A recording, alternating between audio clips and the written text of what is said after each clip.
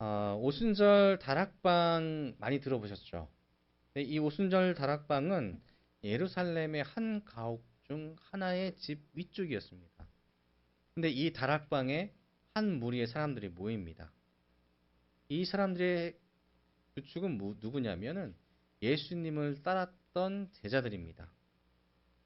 예수님께서 부활하시고 제자들에게 나타나시고 내가 다시 살아났고 또한 앞의 일들을 내가 이루리라라고 말씀하셨음에도 불구하고 예수님이 승천하신 뒤에 제자들이 한 것은 누군가의 다락방에 모여서 그 안에서 조용하게 숨죽이며 기도하는 것 외에는 할 수가 없었습니다.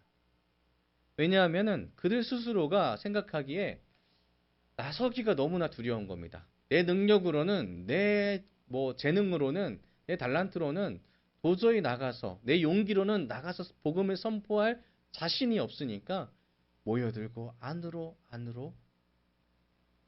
그죠? 누군가에게 들키지 않을 정도로만 기도하고 있었던 거죠. 그래서 그들이 할 수 있는 유일한 한 가지의 방법은 말씀드린 것처럼 기도밖에 없었습니다. 우리의 능력으로 안 되니 성령님, 하나님께서, 예수님께서 우리에게 보내주신다는 그 성령님을 우리에게 보내주셔야지만 우리는 나갈 수 있습니다. 정말 간절하게 성령님을 구했습니다. 사도행전 1장 8절을 보시면은 이런 말씀이 있습니다. 오직 성령이 너희에게 임하시면 너희가 권능을 받고 예루살렘과 온 유대와 사마리아와 땅끝까지 이르러 내 증인이 되리라 하시니라. 아멘.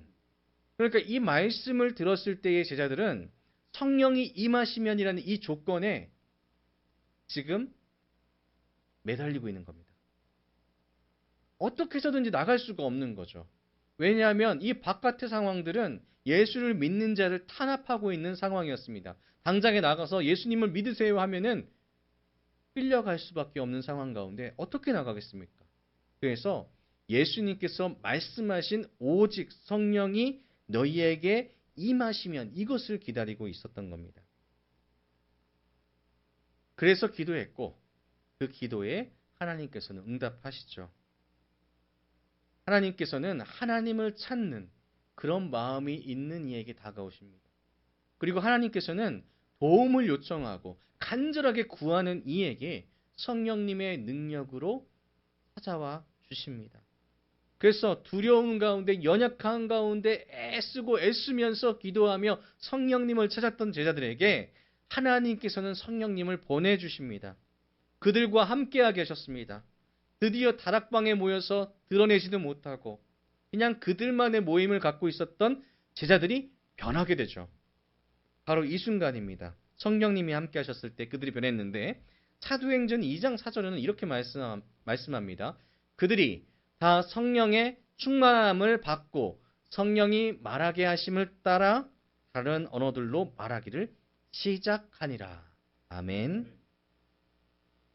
그들이 다 성령의 충만함을 받고 그 다음에 말하기를 어떻게 합니까?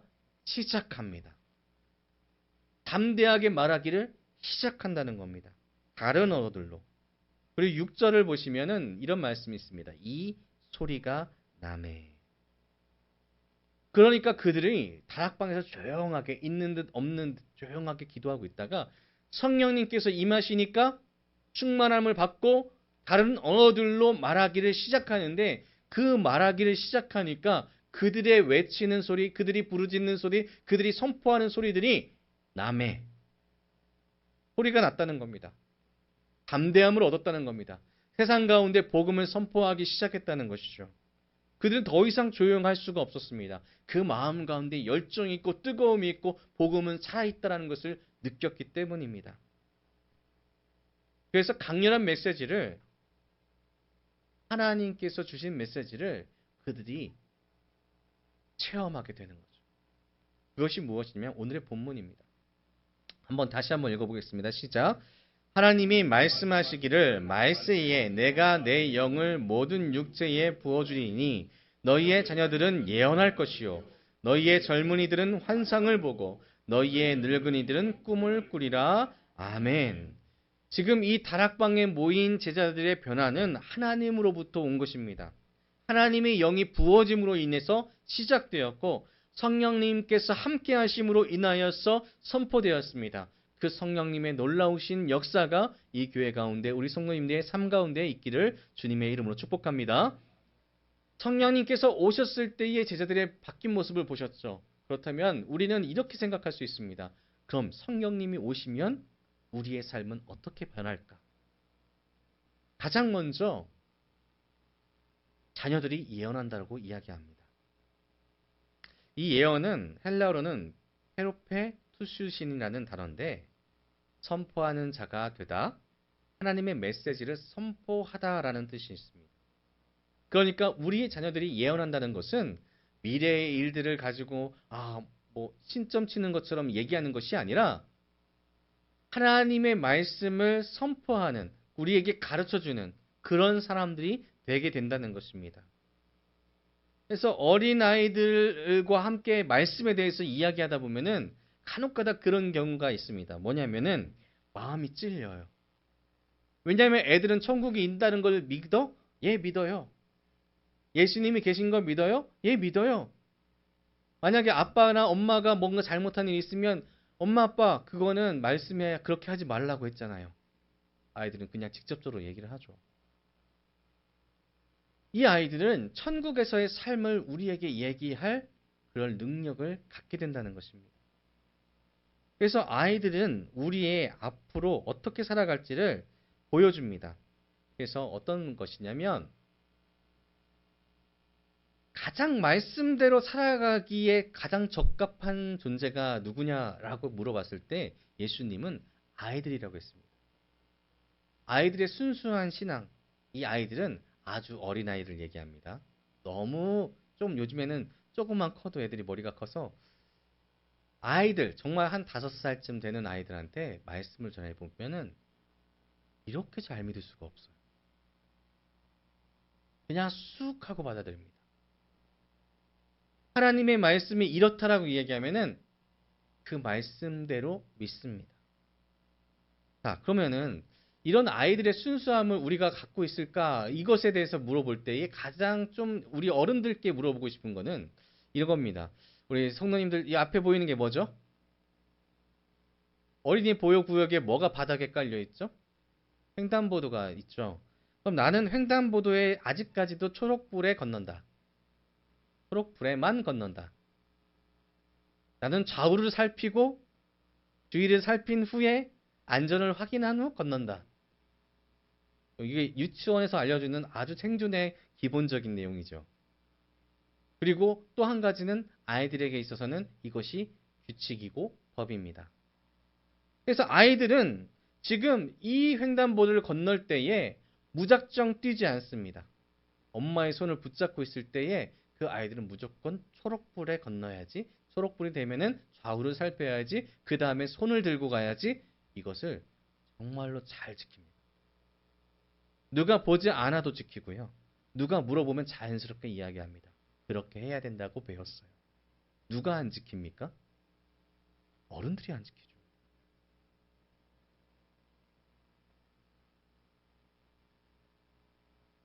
우리에게 한번 물어볼 때에 나는 아직도 밥 먹을 때 예수님을, 하나님을 바라보면서 감사로 밥을 먹는다. 아니면 하나님 아버지께서 내 진정한 주인이 되시고 또 천국은 반드시 존재한다 라고 물어보면 우리의 신앙 가운데 어른들은 점차 이 세계 가운데 많은 것들을 듣고 보고 배우게 됨으로 인해서 흔들리는 모습을 봅니다. 그런데 아이들은 어떻게 하냐면은 우리에게 대뜸 다시 물어봅니다. 천국 있어요. 예수님 계세요. 예수님 오실 거예요. 예수님이 부활하셨어요. 아주 순수한 말로 이야기합니다. 이 말은 무엇이냐? 우리가 살아가야 될 믿음, 신앙은 어린 아이들을 보았을 때에 그들이 우리에게 다시금 알려준다는 것입니다. 이것이 예언입니다. 그들의 삶을 보면은 우리 또한 이렇게 순수하게 믿었었지. 우리 또한 이렇게 믿어야지를 다짐하게 된다는 것이죠. 또한 아이들이 예언한다는 것은 이러한 이야기입니다. 그들의 말과 행동이 이 시대를 보여준다는 것이죠. 이건 믿는 아이들과 믿지 않는 아이들 전체를 이야기하는 겁니다. 세상이 악해지고 교회가 힘들어지면은 아이들의 모습에서 100% 바로 드러나게 되어 있습니다. 성령님이 함께 하시는 교회가 살아있고 또한 교회 안에서 신앙의 전수가 가정 안에서 믿음이 잘 전달될 때는 아이들의 모습은요. 정말로 예의가 있고 정직하고요. 사회의 밝은 면을 보여줍니다. 그런데 사회가 악해지면 악해질수록 아이들의 모습을 잘 보십시오. 초등학교의 아이들의 이 말에 모든 답이 있습니다. 점차적으로 욕이 반 이상입니다. 욕을 쓰지 않으면은 대화를 할 수 없다는 아이들도 있습니다. 한 고학년, 초등학교 5, 6학년 되면은 이렇게 지나가 보십시오. 그 아이들이 어떤 말들을 쓰는지를 보면 이 사회가 얼마만큼 하나님의 뜻으로부터 멀어져 가고 있구나. 이것을 느끼게 된다는 것입니다. 딱 아이들이 우리의 앞날을 보여주고 있죠.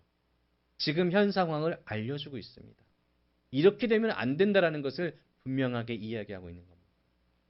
그렇기 때문에 성령님께서 아이들과 함께할 때에는 그 아이들을 통하여서 우리는 하나님의 놀라우신 계획과 또 하나님이 어떠한 분이신 것과 그리고 지금 하나님께서 이 사회를 통해서 무엇을 말씀하시는 것을 우리가 알 수 있게 된다는 것입니다. 이것이 성령님이 함께하는 아이들을 통해서 우리가 받게 되는 은혜라는 것이죠.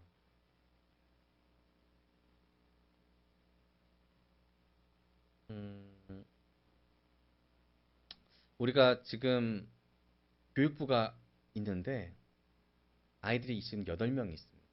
이 8명이 있는데 이 아이들을 잘 보시면은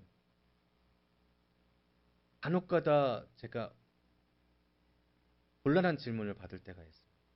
어떤 질문이냐면 학교에서는 이렇게 가르치고 친구들은 다 이렇게 이야기하는데 왜 우리는 이것을 믿어야 될까요? 라고 물어볼 때가 있거든요. 그럴 때마다 마음이 너무나 아픕니다. 우리가 우리 아이들에게 이 신앙을 물려주기 위해서 과연 얼마만큼 애쓰고 있는지에 대해서 한번 고민을 하게 됐어요. 우리가 만일 교회 안에서 여기서 끝나는 것이 아니라 가정에서도 늘 하나님의 말씀으로 어른들이 본을 보여줬다면 이 아이들은 그 질문보다 그 순수함을 더 유지하고 더 오랫동안 하나님과 동행하는 삶을 즐겼을 겁니다. 근데 지금은 그렇지 않은 모습이 너무나 가슴 아플 뿐입니다. 그렇다면 우리가 기도해야 될 것은 무엇일까요? 성령님, 저들에게 더 큰 순수함을 주십시오. 우리가 기도해야 된다는 것입니다. 그렇다면 그 다음에 말씀의 주인공, 오늘의 말씀의 주인공은 무엇일까요? 누구일까요? 청년들입니다. 성령이 부어지면은 청년들은 환상을 봅니다. 청년이라고 하면은 고대 이스라엘 때까지만 해도 40대까지 포함됩니다. 그때 좀 오래 살았거든요. 어찌 보면 지금 시대와 비슷하죠. 근데 지금 시대는 저 때부터 100세 시대라고 합니다. 저 이전에 우리 좀 연세가 있으신 집사님들 세대는 90세대입니다. 90세를 바라보는 세대. 저희가 100세 세대. 저기 옆에 있는 아이들이 120세대. 이렇게 불린다고 합니다. 그때랑 비슷한 거예요. 청년이라고 하면 한 50대까지를 지금 바라봅니다. 그러면 이 청년들은 뭘 하셔야 되느냐? 여기 계신 분들 중에서 이 중간쯤 계신 분들, 환상을 보는 사람들이 되어야 된다는 겁니다. 이 청년쯤 되면은 세상에서 많은 것들을 보게 되고 치이게 되고 질리게 됩니다. 어린아이였을 때의 순수함, 이게 뭐였지? 가물가물해지시죠? 1년 1년 지날 때마다 우리는 세상의 기준 가운데 많은 것들을 중심을 두고 살게 됩니다. 세상에서 뭐가 중심이지? 세상에서 어떻게 해야지만 잘 살 수 있지? 이것이 우리 삶을 붙들어 가게 된다는 거죠. 그래서 세상은 우리에게 뭘 얘기하냐면은 청년들에게 현실을 봐. 지금 네 상황을 봐. 지금이 중요해. 라고 이야기합니다. 미래는 앞에 걸 지금 앞에 어떻게 될지 아무도 모르는데 뭘 지금 미래까지 걱정하고 있어? 지금을 봐라고 이야기를 합니다. 그래서 뭐 욜로족이나 아니면 이런 여러 가지 단어들이 나오는 그 기본 베이스 안에는 미래의 것 즐기기보다는 준비하기보다는 지금 현재에 즐기고 그냥 지금을 즐겨라고 이야기를 하고 있다는 겁니다. 그래서 지금 모든 청년들의 중심이 어디로 가고 있느냐? 20대의 청년들의 중심은 무언가 비전을 꿈꾸거나 아니면 방향성을 정하거나 그것이 아니라 지금 나에게로만 집중이 되어 있습니다. 나는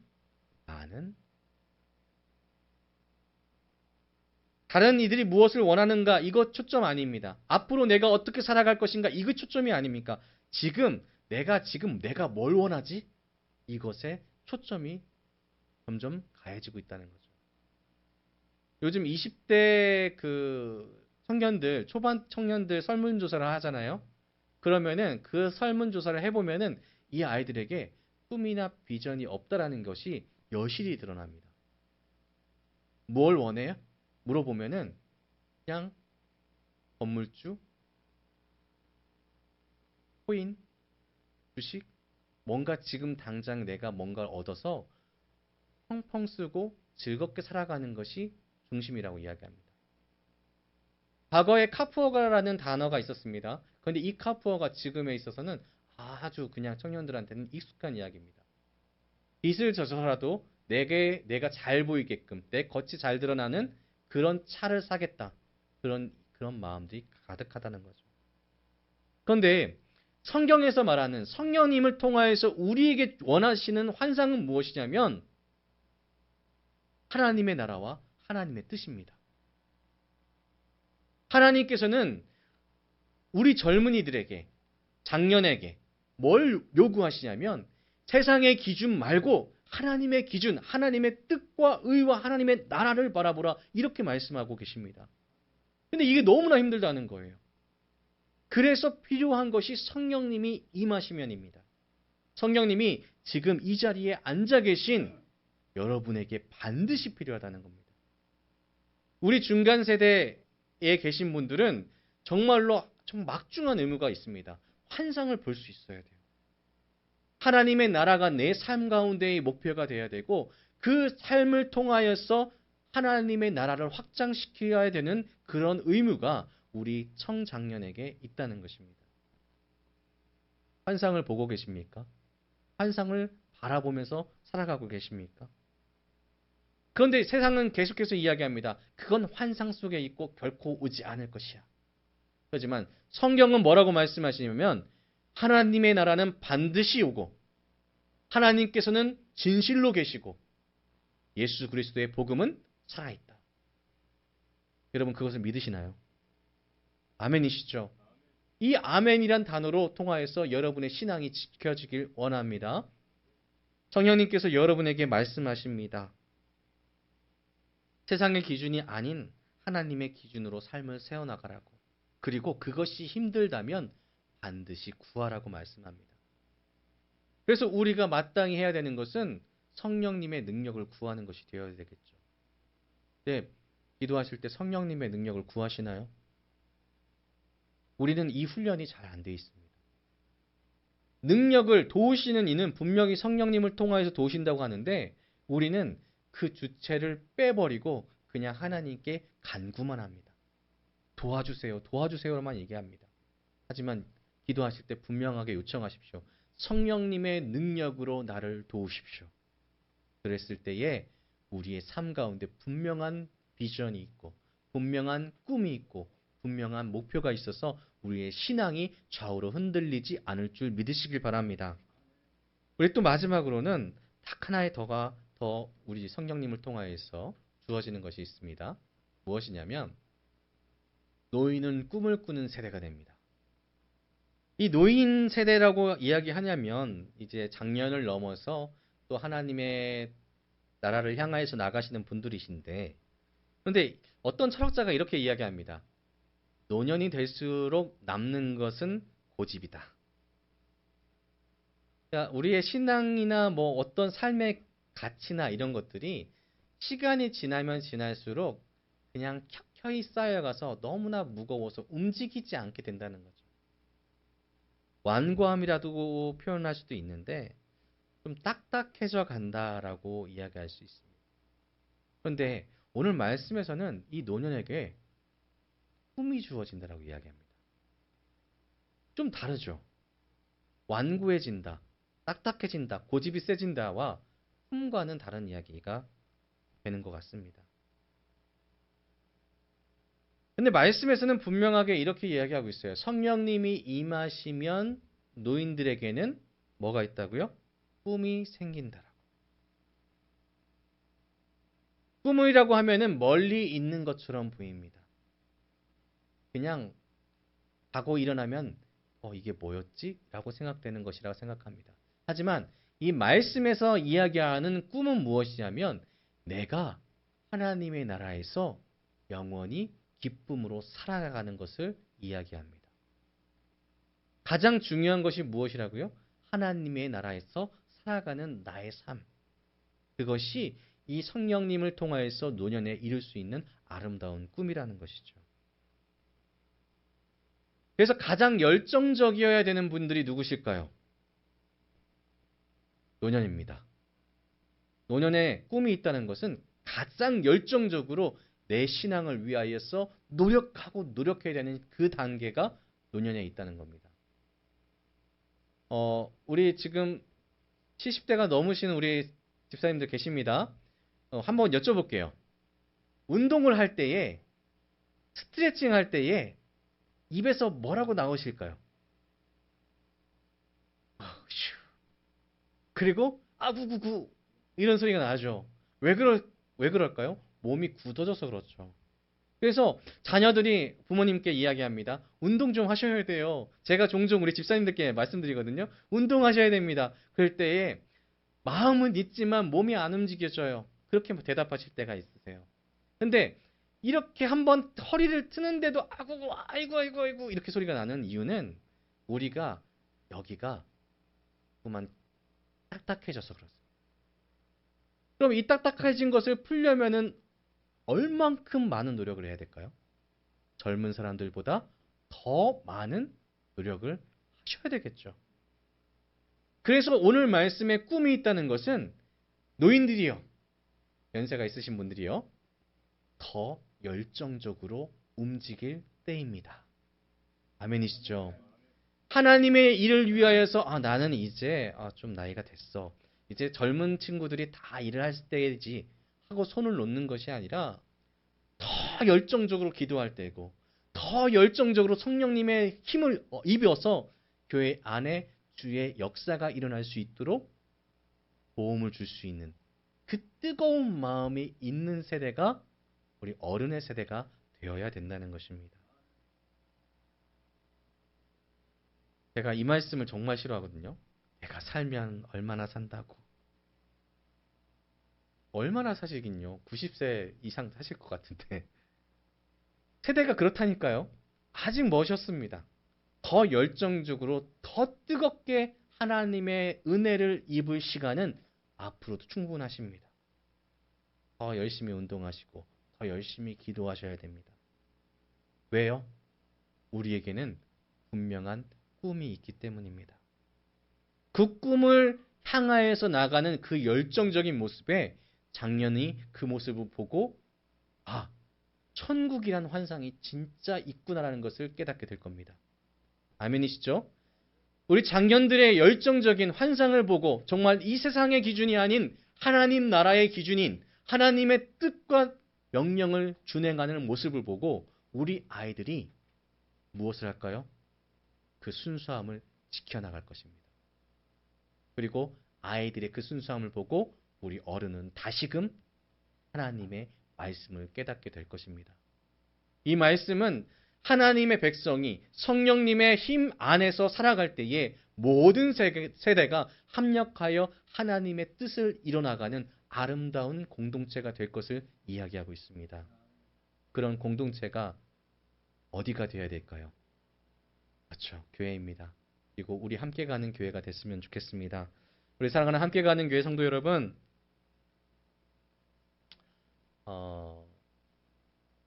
우리가 성령님의 놀라우신 역사를 체험했을 때가 분명히 있으셨을 겁니다.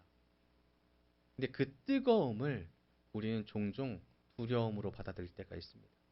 저 또한 그랬거든요. 성령님께서 도와주실 때 제게 정말로 놀라운 은사들을 많이 주셨어요. 그런데 그것을 사용하는데 두려움을 느꼈었습니다. 하지만 하나님께서 힘주실 때는 그것을 쓸 수 있게끔 보호하신다는 것을 우리는 깨달아야 됩니다. 저는 어렸을 때 그것을 몰랐었어요. 그래서 20대 때 주셨던 놀라운 은사들을 많이 잊어버렸습니다. 우리 성도님들, 주시는 은혜 마다 말고 주시는 성령님의 놀라우신 은사들 다 받아서 주의 일들을 온전하게 이루어 하나님의 칭찬받는 그런 모든 성도님 되셨으면 좋겠습니다. 이 말씀 함께 읽어볼까요? 예언은 실현될 것이고 환상은 실제가 될 것이고 꿈은 이루어질 것입니다. 누구와 함께 하실 때요? 성령님과 함께 하실 때에 성령님께 요청하고 요구하시는 복 받으시는 우리 모든 성도님들 되시기를 주님의 이름으로 축복합니다. 기도하겠습니다.